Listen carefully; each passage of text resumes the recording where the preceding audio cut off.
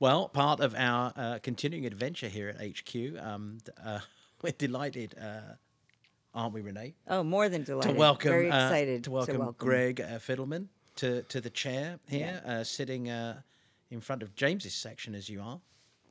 in front of his pile of shirts. Yeah. Obviously, a room you're very familiar with, and a studio you're very familiar with. Yep. But by the way, I have to thank you actually, because there was from SoFi at the rehearsal.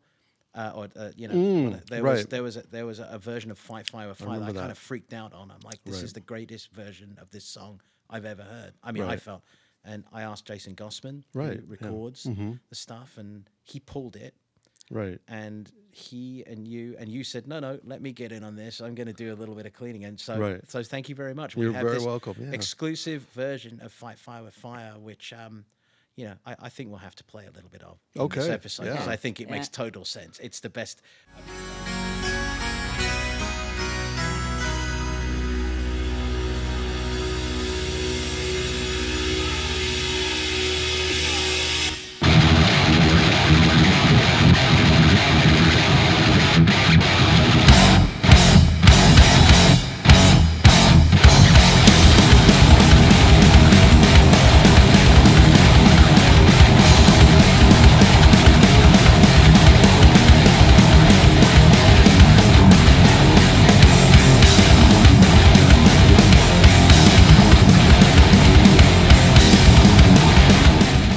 I've been trying to think of a time to play it, right? And it's like, well, sure, yeah. You did this little gift, and it was super cool, and I loved it. Can I tell you, when I got it back, I swear to God, I listened to it like 10 times. Wow, great, yeah. And every time, I'm just like, this gets better and better. Yeah, it was pretty. Better. Well, no pun intended. It was kind of fiery performance, and it was like at a stage rehearsal, right? The day before a gig or whatever, when they're just kind of like getting their footing in that venue, and no one's being too careful, which is a good thing sometimes. Right. So tight. And it's, I mean, let me ask, why don't we start? We'll start there. I mean, why not? You have taken on a role where you are helping, you're kind of a fifth member in the sound supervision department. I mean, you can instantly feel when something's on and when it's off. Right? Definitely, yeah. How? What are the indicators? I don't know that it's something that you can put your finger on specifically, but just it makes you feel a thing, or it's just in the pocket or whatever the particular thing is. It's all coming together in a certain way. You recognize it. I don't really know what that is. I've thought about this sort of thing before. Like sometimes you hear songs like, oh, that's going to be good, even though what just happened, like when we're writing or whatever, you just know, like, oh, that's going to be a moment that people are going to like a lot when we're done with it, So I don't know really how you would describe what that is. You just sort of recognize it. It's probably just makes you feel like you felt when you were 16 years old or something, listening to a Judas Priest record or whatever it is, like that wow kind of thing that happens inside your head. So it's more visceral than technical. Definitely, yeah. Even though, I mean, you're a very technically, astute, and obviously you consider it a great importance, but there's an important emotional bond. Definitely, yeah. Mm-hmm. Okay, and do you look to any particular band member as the keying off of that emotion as you're, both in the studio and maybe live? I mean, is there one member that you're like, he's on it? I mean, it's a pretty collaborative effort there that they do, but it certainly starts with Lars. And, Lars and James, more than most, parts of bands that play this kind of music, they are a little bit, I don't know that they're necessarily individuals when they're doing what they're doing. They sort of become its own little thing, like a two-person monster or whatever you want to call it. And it's definite when they are locked. It's a sound that we are very familiar with, and I don't think it doesn't take someone like me to recognize it. I think a lot of people can recognize it. And then, obviously, Kirk is a very different guitar player than James. And then when he's on, it's adding another layer of stuff that you can recognize when it's on. And, Rob is, unreal, and he's pretty much always on. But Yeah, I think it starts with the two of them turning into one thing.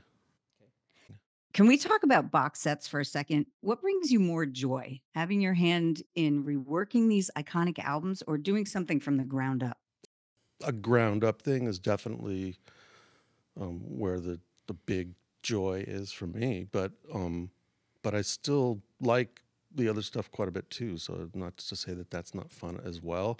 The box set sort of stuff, and I've done that on the whole catalog going backwards, is extremely interesting because I get a weird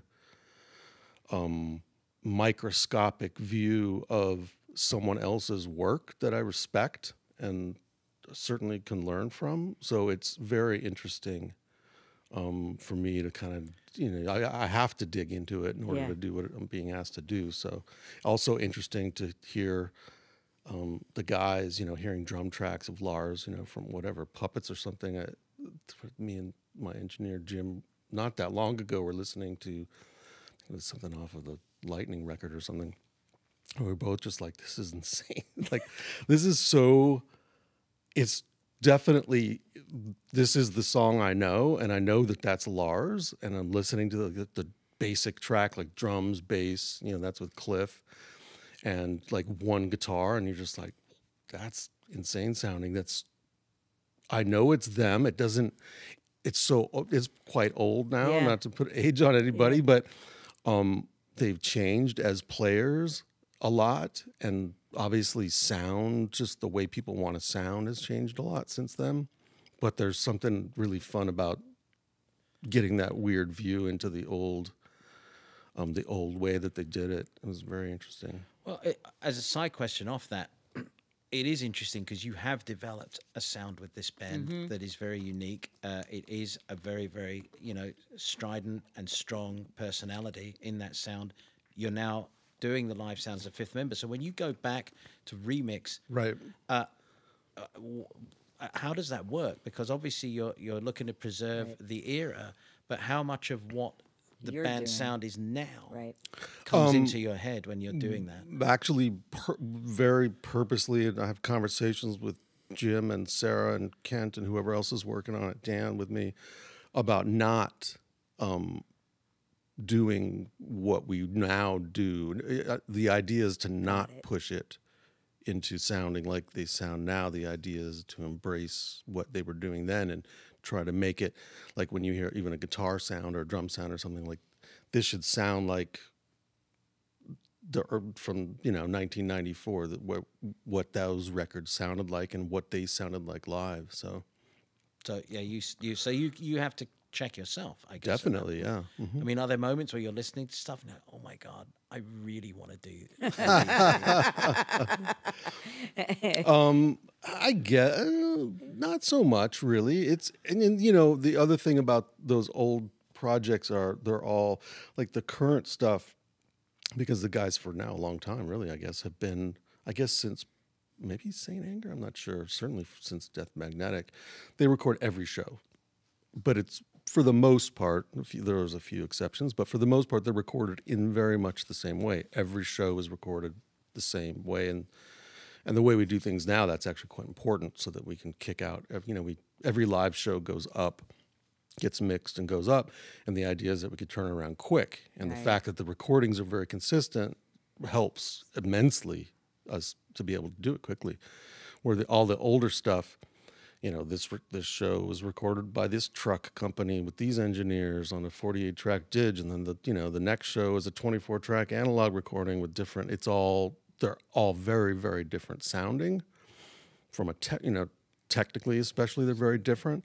So each one has its own bizarre set of problems that you have to identify and then figure out how to solve.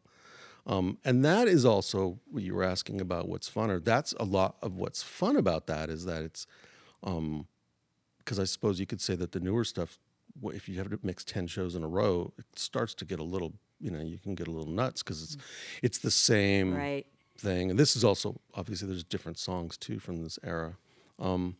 Because each show is different, you're forced to just almost reinventing your process each time, which is kind of fun. Yeah. How much of what you have done with this band do you consider to be personality wrangling? I mean, a lot.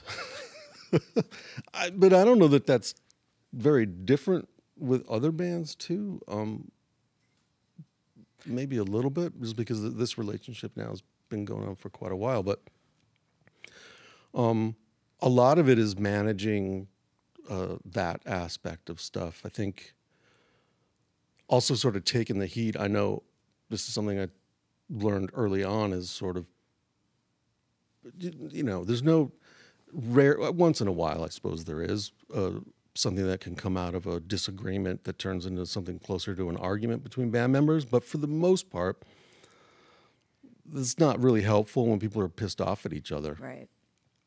It's better that they're pissed off at me, because then they can also have a bond. Right. We hate that Fidelman guy. So it's sort of like I'll try to sort of steer.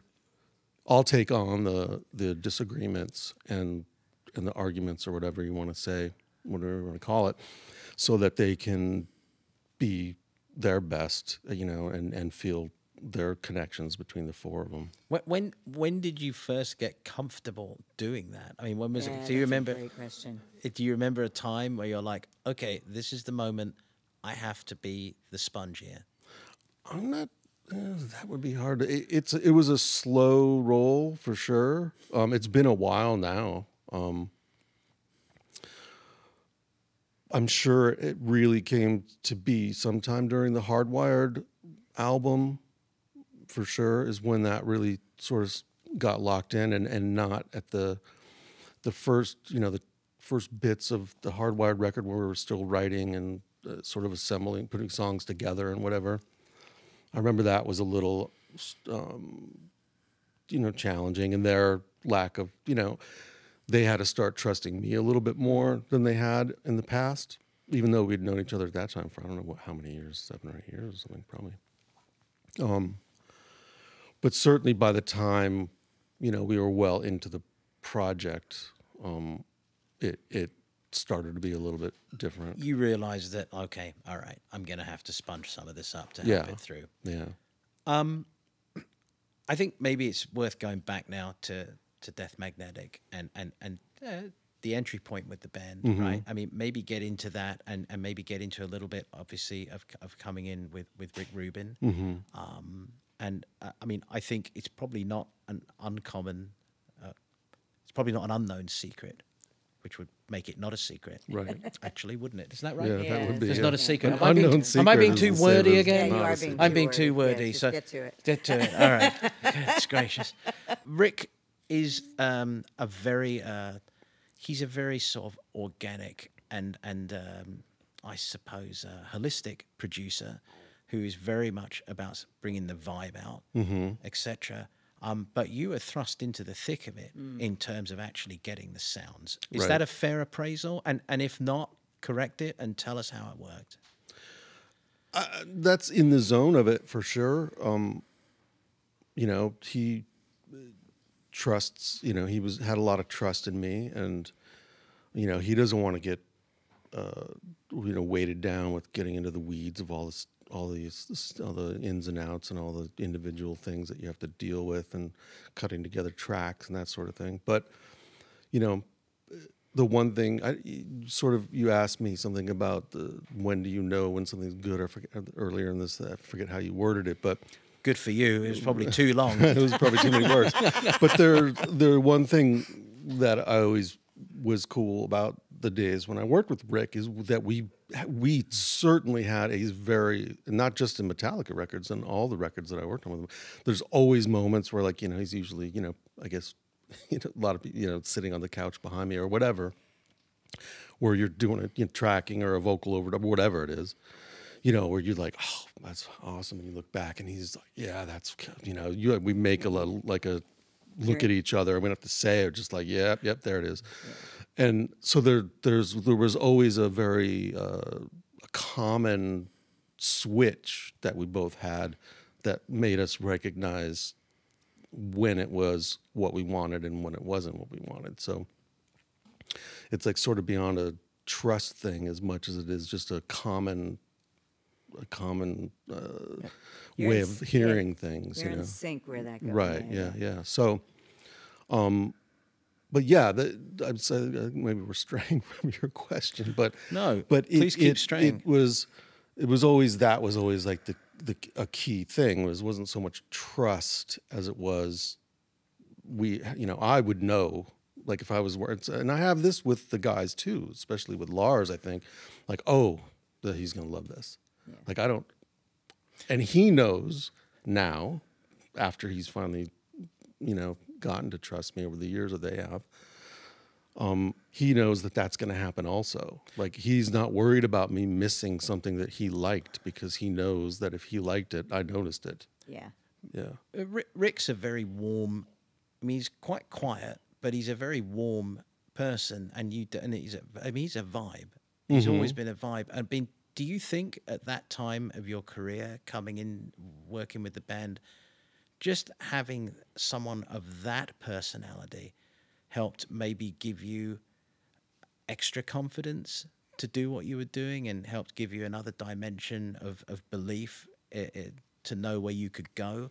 And if that, includes doing the Johnny Cash stuff and so on, please bring that up. I mean, I think, again, not to stray too far, but before I worked with Rick at this capacity that we're talking about, I was in a band and who made a couple records, and when we got lucky enough to get a record deal in the late 80s, I mean, who do you want to produce your record? Rick Rubin, that was all right.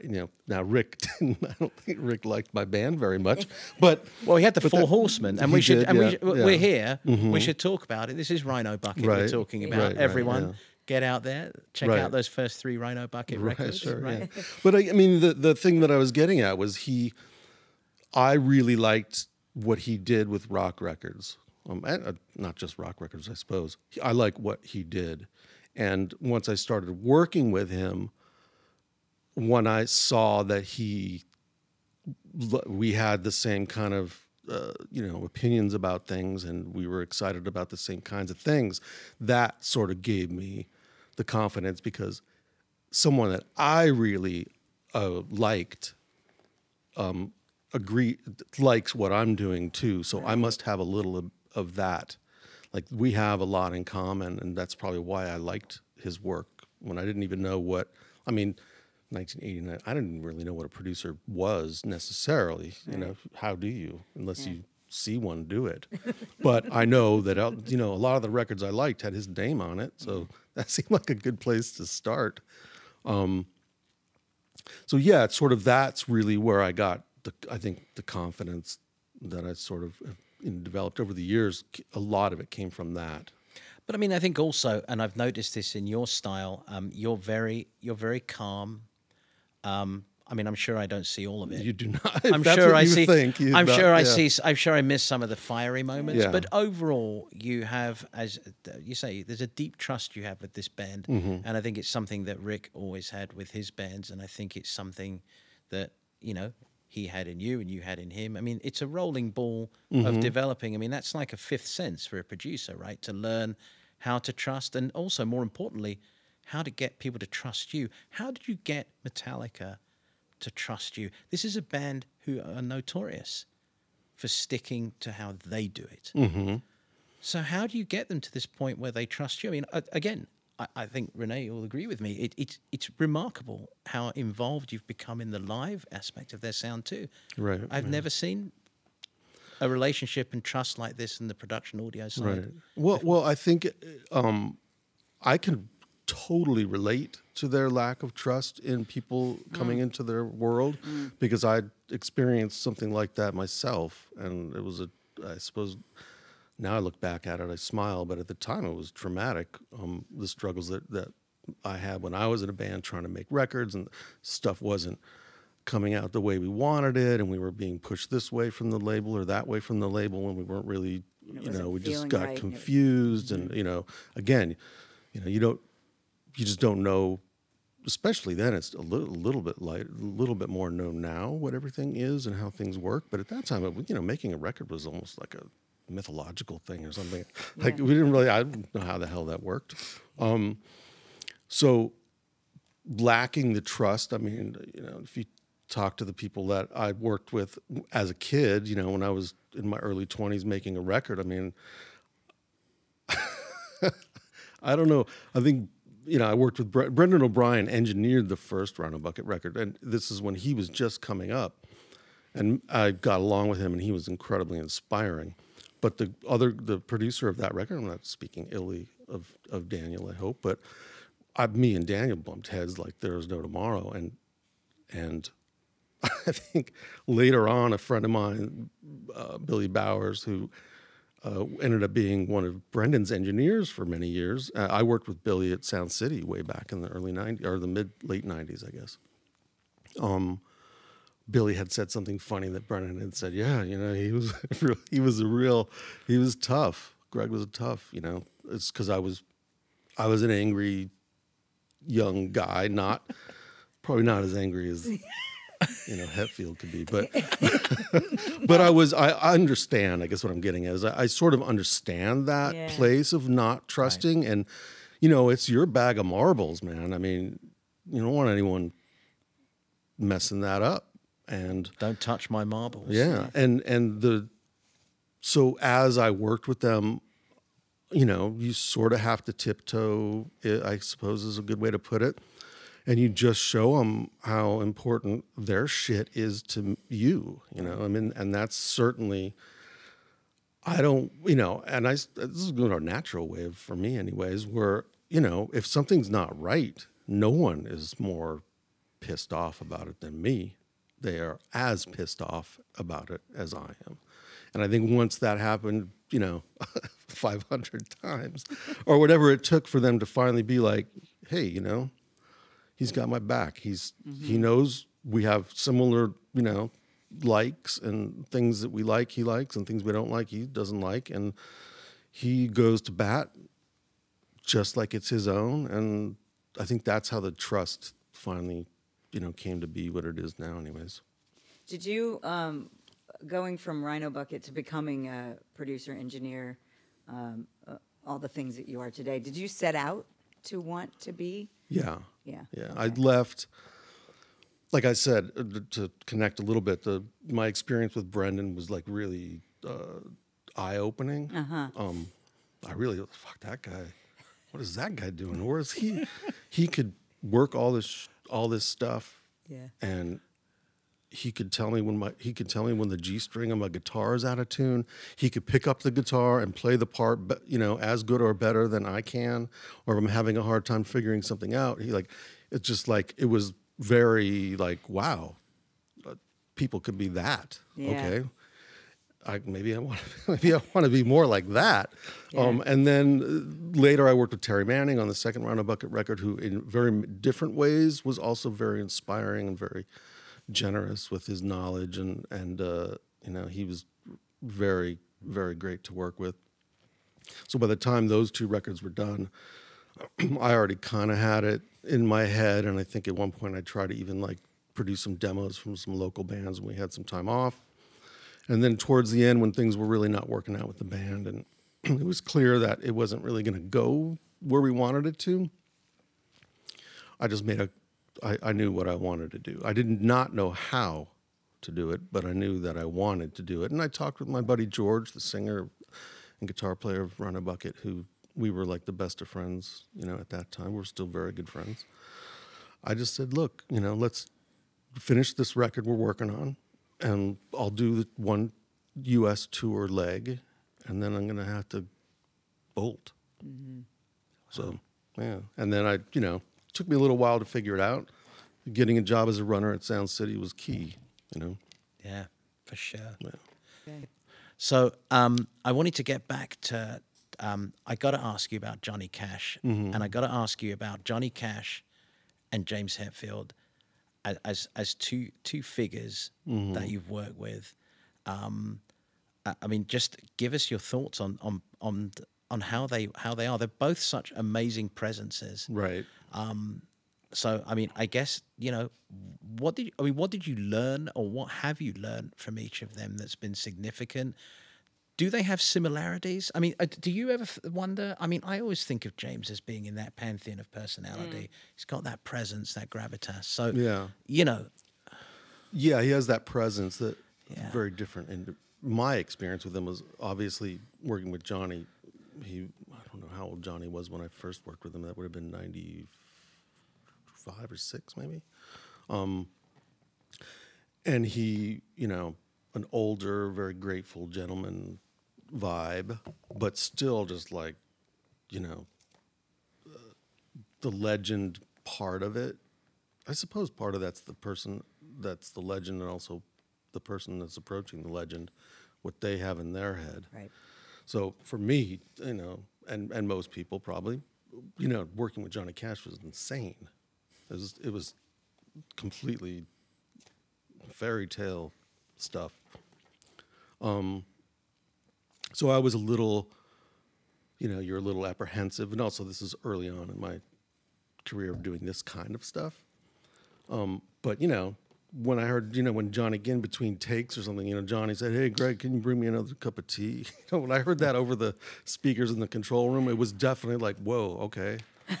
Was it like an existential moment? It's like someone is asking, Johnny's asking someone to bring a cup of tea. Oh, wait. Oh, it's me. Yeah, no, it's like, you know, you knew my name or whatever, but, you know, I was like there was 2 assistants on that gig. It was a pretty nutty, it was like Johnny Cash with like Tom Petty and the Heartbreakers was like the band. Wow. It was insane. Wow. So literally, I mean, Tom and Mike and Ben, the whole thing, you know, and Johnny's in the booth. And I'm like in charge of headphone mixing or something, which was an insane, because here's, you know, Tom's mix, this is Johnny's mix, this is Mike's mix, and, you know, I'm the guy that's trying to keep everybody happy. So it's kind of a hectic, really fun, crazy gig. What did you learn, or what have you learned that's been significant? His presence was intense, Johnny's, but he was, I don't know how, I can't imagine anyone being nicer, or more polite, or lighter. You know, I'm sure when he was younger, and we all know the stories, you know, he was a little bit more of a middle finger kind of guy. But when I worked with him, he was just, you know, really easy to approach and kind and very, you know, very grateful. But did he have that? I think there's a very, very rare energy that comes off the true great ones. I really do. And I mean, I never met Johnny Cash, so I don't know. But did he have that? Definitely. There's a, you know, when he walked in the building, there's a thing. Yeah. And I mean, I've known the guy since, you know, the early 80s, but I think James has that, even though he may not even want to have that. And sometimes I don't think he does, but he has it. Would you agree? I mean, I would agree, yeah. Okay. Definitely. You know, and James is also obviously a lot younger than Johnny was when I met Johnny, but James isn't it's not the, you know, high point of the Hetfield middle finger guy. I don't know that James. I know of that James, but by the time I'm working with him, he's already, you know, being a little bit more, trying to not be something other than just a guy, you know, is what I think he would really like. But he is more than that. And so in that way, there's sort of, you know, when James comes in, there's a presence, and there's you know, you need to be ready and all that other stuff. But James has also become grateful and tries to be very kind. And, you know, James definitely still has a much more of like a mercurial kind of personality where, you know, the moods are clear, and you know when they're this and that and the other. All good, you know, all good things, but that's a different thing there. Like James could be much harder to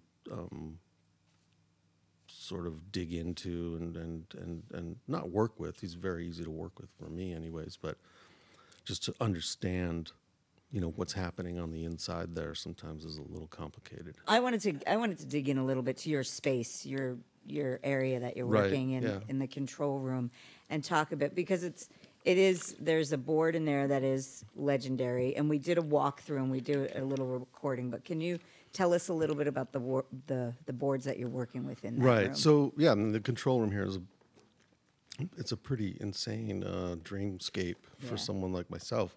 There's an old Neve, we call it a sidecar, which it isn't really a sidecar. A sidecar is more like almost like a portable kind of console. Right. This is really a part of a console, the main part of a console that used to be at Abbey Road. I believe like Wish You Were Here was recorded on it, and whatever other records were in there at that time. It's post Beatles, but definitely early 70s. And that is oddly not unlike the console at Sound City that I sort of really cut my teeth on. Oh. So I really that's like my go-to kind of sounding console for sure. And the way we use it here, it's basically the meat and potatoes of the drum and guitar sounds come off of that console. Okay. And then I don't know what you'll show in the video that you took. You know, the big SSL console, the big console that's from the main console is we use for some more auxiliary type stuff, and we mix on the big console. But one thing that's weird about or unique, I should say, about HQ is, you know, we're always set up to make a record pretty much here, even though that's not what we're always doing. But we also are always set up for a tour rehearsal, and the tour rehearsals and the record, recording a record, that is not the same setup. Right. So in most studios, there would be a huge teardown and setup and back and forth and back and forth. But what we've decided to do here is to sort of have both of those things kind of always ready to go as much as they can be. So that's why there's so much stuff in there. Is I've got a tour recording setup basically so that they can come in here and do tour stuff, and then what they hear in their in-ears is what they would kind of hear on the road. And, you know, the guitar players are playing on their tour rigs, and Rob as well. And then, you know, in 2 hours, me and Sarah can go in the control room and flip things around here and okay, let's record a song. And then he's on the studio rig, guitar rig, and Rob's on the studio bass rig. That's great. We switch what mics we're recording for the drums. So it's there's just a lot of stuff that sort of always stays set up. That was a question that from some fans, you know, we take these Spotify questions from fans, and they wanted to know how ready is HQ for when the guys come in, and it's pretty much always at the ready. It's pretty much always at the ready. I mean, there's always, you know, little funny things. Like recently, I had the tour sound guys in here. They're trying to switch some mics out that they use for tour, so we did a bunch of testing here on the tour set with different microphones and stuff. So when we did that, we had to change a few things, but for the most part, you know, in a few hours, they're ready. We'll have it back up to whatever it is we want to do, whether it's a tour rehearsal or, you know, try to make a record. That's great. That's cool. I got to bring you back to probably the only other artist that I know of who's recorded in this building, the Metallica. I kind of want to get your feedback. Right. I'm talking about Lou Reed. Oh, right, yeah.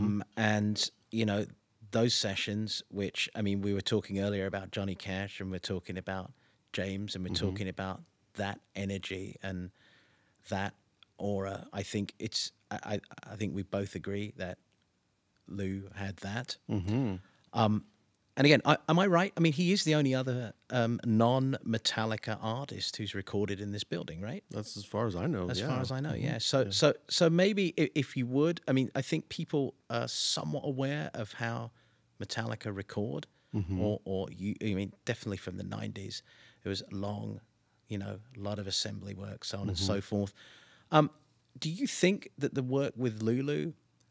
I know not everyone's favorite record, but it is one of my. I love it. I'm with you. I love it. No, I'm with you. And by the way, I think The View is one of the lost riffs of Metallica's recent history. I think it's brutal. That riff is just so heavy. Yeah. But talk us through, from your perspective, what it was like to do those sessions, and also, you know, whether you believe that the band came away doing anything different as a result of how Lou worked when he was here. Yeah,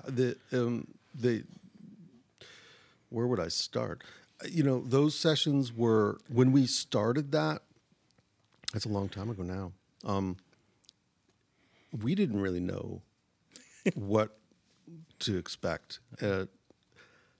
And you know Lars well enough to know that that was making him crazy. Not knowing what's going to happen is not allowed normally. But so we kind of just like, what are we going to do? How are we going to do it? Oh, we're going to set up. I mean, obviously, we don't even know what the songs are yet, so we're going to have to rehearse. So we're sort of set up for a rehearsal. And, you know, Lou's got his setup. We're trying to figure out how to get him going, and he just wants to sing right here in the room, sitting kind of like where Kirk usually sits, sort of. And they just started doing some stuff, and they started kind of jamming, I guess you would call it. And then let's go in the control room and listen back to that.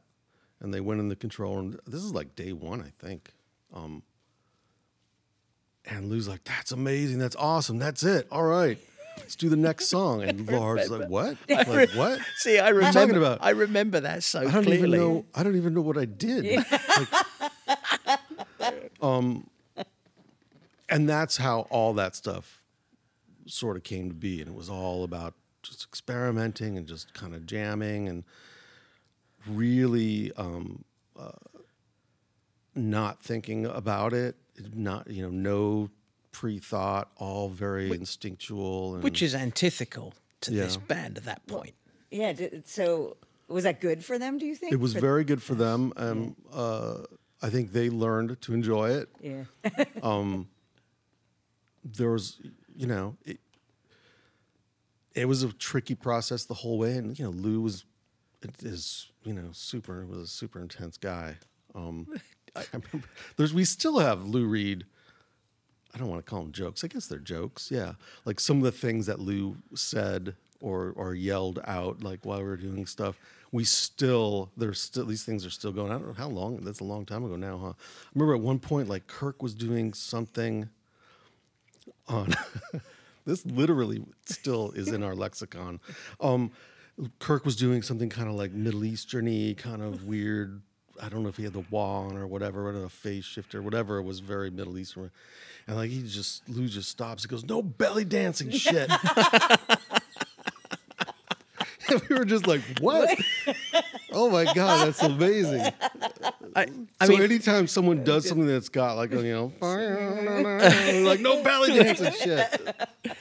I remember one time you guys were trying to get him to do something, another vocal in the studio, and he's like, "I'm not doing it again. Yeah. I've done it." There was a moment. There was a couple of those moments. There was definitely, no, that's it. Like, what do you mean that's it? Like, we can't even fix a guitar. Why would you fix it? It's perfect. So when you're in that moment, and we talk about the emotional side again, and being in touch with the emotions, you're in touch with our guys. I mean, you know them. You know how uncomfortable they kind of are feeling their way through this process. Like, you know, it's like you're in a sort of an escape house or something, and the lights are out and you're feeling your way. And then you've got Lou, who I think it's fair to say, politely, set in his ways. How did you, I mean, I can't remember how you managed that situation, but you managed it. But what's going through your head?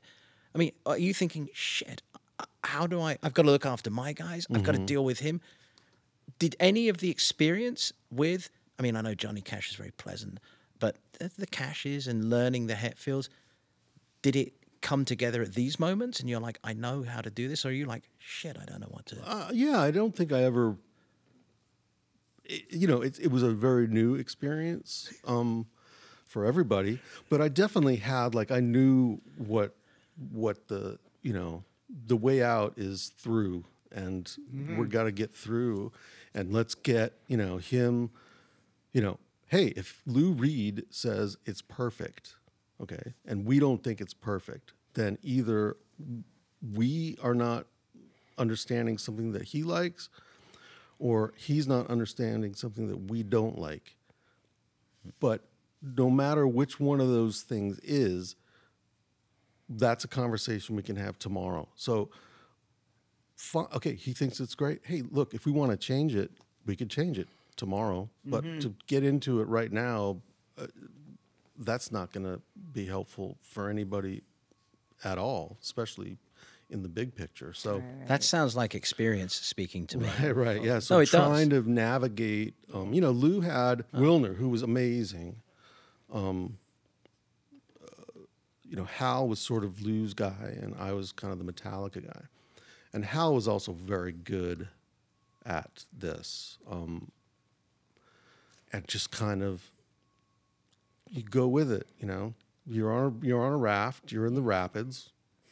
You don't need an oar, it's not going to help. Yeah. Don't try to steer it. You got to go with it, get through. And I think quickly, it's a pretty quick project too. We pretty quickly kind of understood to trust each other, and me and Hal got along very well. Yeah.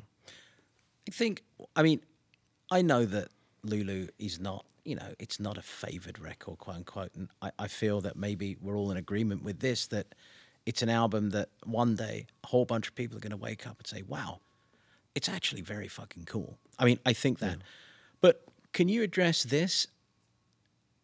Lars would probably say this is a 1, 2, 3 question, but I think a lot of people don't put these spaces together.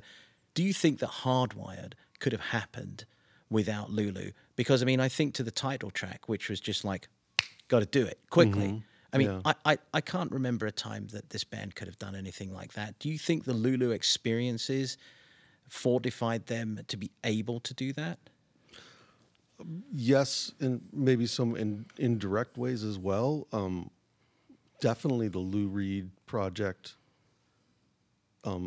installed some confidence on them towards me. That for sure happened. And I don't know that the Hardwired project would have happened the way it did anyways, if they didn't have that confidence that they built during the Lulu record, and then keep moving forward. So as we get towards the end of the Hardwired thing, where we record that song, their confidence in me is solidified, but well before that probably, but it wasn't, you didn't even talk about it anymore. You know what I mean? Yeah. That's I suppose the key to the confidence thing is it also, there's a lot of conversations you don't need to have because there's not a lot of questions, right? Yeah. You just know, Greg thinks we could do this. I think we could do this. What else is there? As far as they're concerned, what else is there? Of course we could do this. Yeah. So definitely helped. Let's shine a little light on the team that works with you. Let's talk about Sarah. And I'm sure you want to talk about Jim too, but Sarah, of course, I think of you, I think of Sarah. Right. Yeah. So talk a little bit about, how you and Sarah work together. And that's Sarah, for people that don't know, Sarah Killian, who, engineer, a co-pilot. I don't know, but there's so many, these titles, there's so many that people can have, right? So, yeah. The first thing that I ever did with Sarah was Death Magnetic. And I sort of had known her a little bit from some of the studios in LA. And we're into a situation where originally we were supposed to do all of Death Magnetic in Los Angeles. And it came to a point to where, I don't know if things were going slower than we were anticipating or whatever, but the guys really felt like they want to do some of this stuff up at HQ. And, Rick talked to me about it. It's like, he's like, I'm not going to San Francisco to do it. So it'll be you. And, talking with the other people that, at that time, HQ, although it was a studio, and obviously they did Saint Anger here, but after Saint Anger was done here, it wasn't really, it was a rehearsal place that had a really, cool console. But it wasn't like what it is now, where it's like, maintained or at least looked after. So the idea of coming up here was like, okay, I don't know that room at all. I don't know anything about it.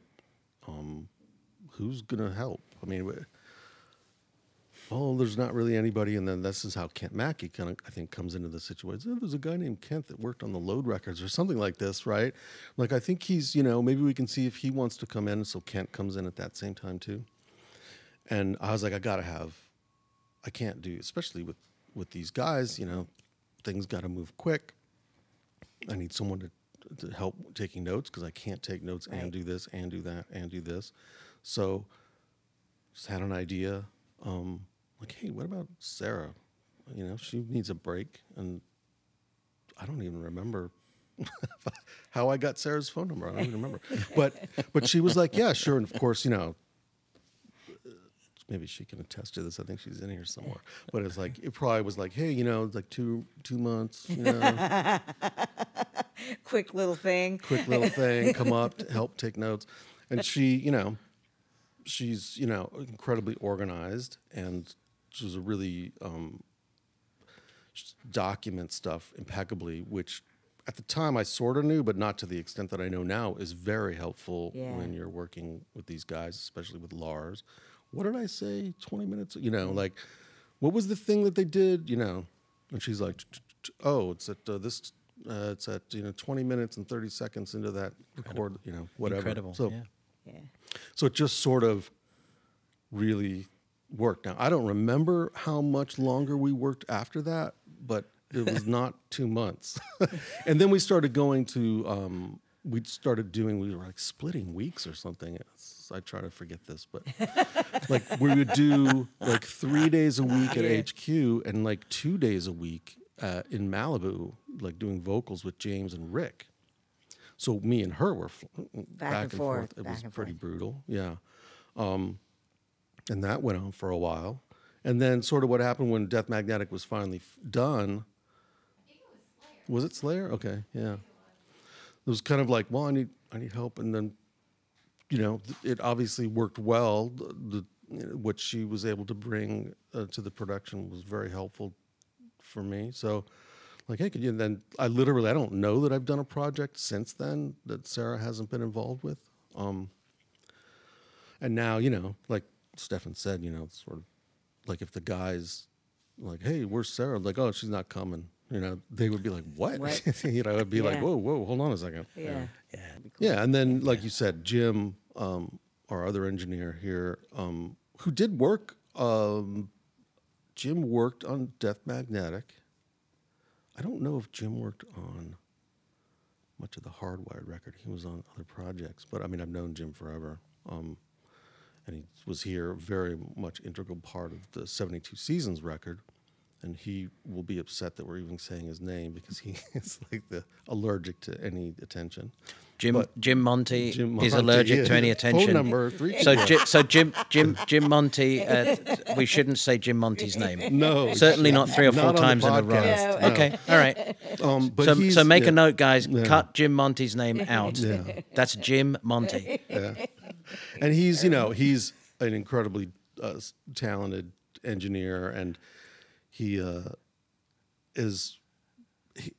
he could pick up a guitar, he could play the riffs. He's very in tune with what's going on, and he understands that, all the language and all the ins and outs, and he's really good with drums. Lars really enjoyed working with him as well, so now he's stuck. But he's happy to be stuck. Oh, yeah, very. He's happy. Definitely, yeah. All right, let's make this the final point before we conclude. And I do think it's an important project to talk about. It's S&M 2. I think it's a fascinating project to talk about. For obvious reasons. I mean, not only forget about producing the actual end product. There was a whole product that had to be produced. Right. And you were an intrinsic part of that. So in a sense, I see this as maybe the bridge moment where you really became the 5th member in terms of the band see, okay, we need him to help us shape our sound. We need him to do this, and which we've seen you on, the tour. We've seen you on M72 on and off doing that. But I feel it's made us. I feel it might have started here. And talk, if you will, about what it's like. I mean, how does it work? You have to, work with the band. You have to work with Edwin Outwater from the SF Symphony. Yeah. I'm not sure how much Michael Tilson Thomas was involved at that moment. Right. But you're working. So just bring us through that process, because again, it's a genesis point for you in your career with this band, I think. Yeah, I mean, it starts literally with like Lars calling me like, hey, we're thinking about, we might do another S&M kind of thing. And, you know, I know you're in the middle of another project, but you know, I'm trying to figure out like what songs from the original S&M project are ones that we would for sure want to carry forward. This is literally how it started. And which ones we think maybe aren't as important, because we're going to want to bring in at least, you know, X number of new songs to the format. And I'm like, well, I'm in the middle of I'm really busy. Okay, well, you probably got Sundays off or something? Like, why don't you sit down with your wife, Sativa, you know, and, you know, pour a glass of wine and sit down and listen to it. This is literally. No, I can hear, and I can hear the conversation. Yeah, I would love to do that. Sounds great. I would love to on my one day off. I would love to sit down and listen to S&M with my wife. I can't think of anything, and she's gonna like it too. So I did some of that, but most of it I did once I had time. But you know, so it went from like literally then having conversations with him about this, I think this, and this is why, and I think these no sense, and you know, we don't need this, we don't need that, and I don't know who's picking the new songs that we're going to try to do, but here's a list of, you know, the 10 that in my head might be interesting to come into the format, and we didn't have any disagreement. I think we agreed almost entirely on that stuff. And that's where you made your big mistake. Right, yeah. And it was mostly, like you said, it was mostly with Edwin. I think Michael Tilson Thomas I didn't interact with him until we were right on to the almost like rehearsal time. In the Chase Center itself. But then, you know, meeting Edwin. So the first process was like we picked the songs, and then we're like, all right, there's this arranger, and he's going to do some mock-ups, and then I'll send it. They were on the road at the time, and I was sending them stuff. And this is one of those moments in life where you're like, you know, by chance or by whatever, I have a little bit of sort of proper, for lack of a better term, music training. So I could look, you know, James and Lars look at a piece of sheet music and they don't know, you know, forget it.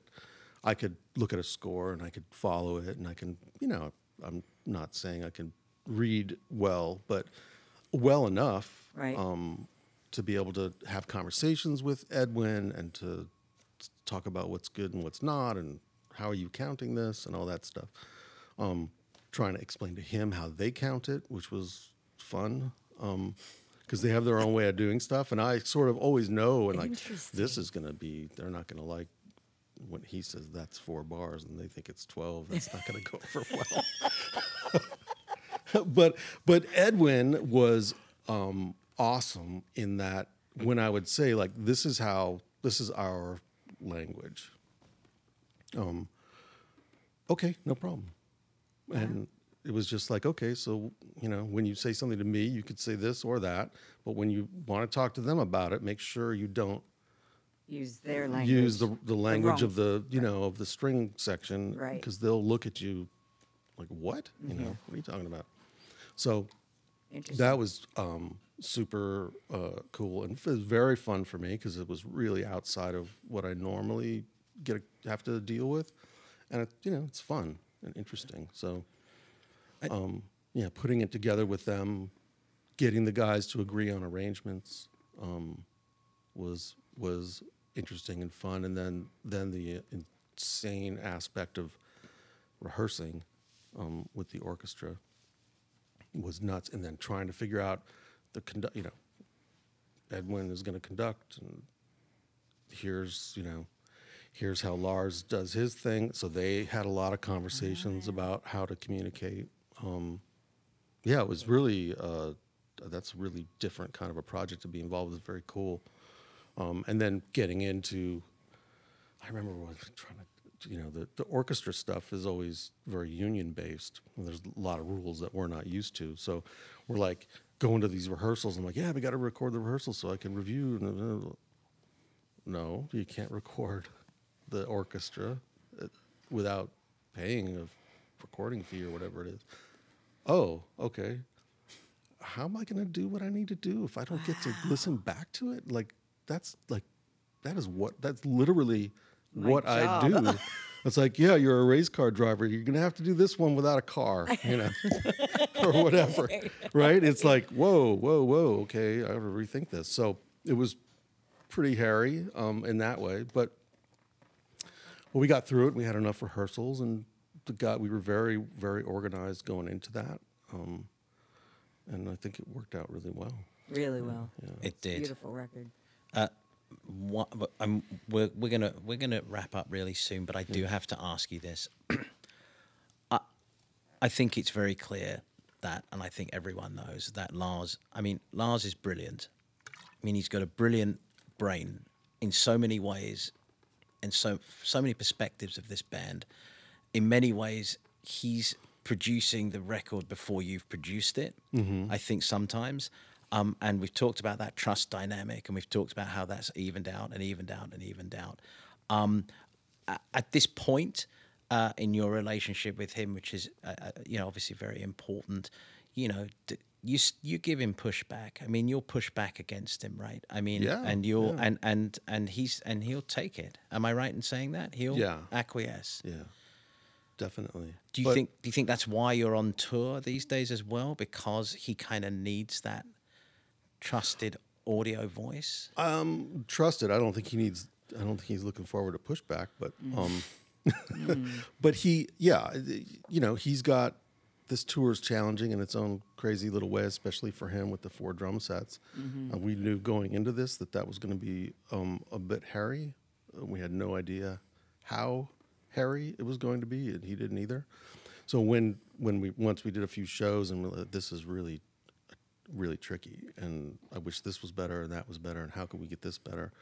And then he just wants me. Sarah was out there as well. It's the people that he is. The live guys are amazing at what they do, but when it gets into this sort of what's the word? Like, really get into the tiny little aspects of, I wish this cymbal was the same as, I wish the height of the snare drum was the same on every drum set down to the 16th of an inch. Like that sort of crazy micro stuff is stuff that me and Sarah do every day when we're working on a record. That's what it's all about, little, like really finessing everything. Right. And the live thing is much more like go, bam. So we sort of went in there to sort of help crack the code on sort of some of those things and what could we do differently. And we worked with the live guys, like, how do you do this and why do you do? Is there a different way you could do it? Is there a reason why we can't change this? That sort of stuff. So incredible. Yeah. I mean, it's definitely. I mean, he's not sounded better live. No. I think for decades. He's playing great. He's playing amazingly. Fierce. Yeah, and he's been so good. Yeah, I don't practice sing. I guess that's the word. He's doing that. No one's asking him to do it. He's doing it himself. I think maybe. I mean, he's mentioned this to me. I'm not making that up, but.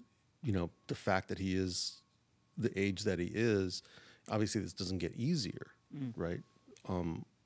That sort of, I think, has inspired him to work on it harder because it's not so automatic anymore. Right. Well, he's doubling down on the fuck you of age. Totally. I mean, that's his fuck you. Yeah. That's the kid that was a fuck you kid. Right. This is his fuck this you. This is the adult fuck you. Right. This is the adult fuck you to age. No, it is. And like everything that he does, he's doing it all out. Yeah. And he's getting it done. Yeah. And it's working. Yeah. It's fascinating. And it's tremendous that you're part of a very, very vital part of that journey, I would say. I think before we go, we should probably congratulate you on the Grammy. Thank you. Come on. Bravo. I think that's really good. How did that let's leave the final words on that. How did that feel? I mean, it feels good. It you don't do this stuff to get that stuff, but you'd nice. like it. It's nice, and then it's nice to people to know people are into it, and you get some emails from people you don't expect, or sometimes even people that you don't really know very well, saying how awesome they thought it was, and so that's it's really great in that way. I wish that the genre of rock could be a bigger part of the televised thing, but I also understand why it isn't, and I there's nothing in the televised version of the Grammys that I think should be nixed. So I totally, it's all important, and I understand, rock, especially heavy rock, is not, it's not in the forefront of some of these other kinds of music, which is fine. I like all different kinds of music myself, so like I said, it'd be nice if it were a little bit more part of the big show, but I understand why it isn't.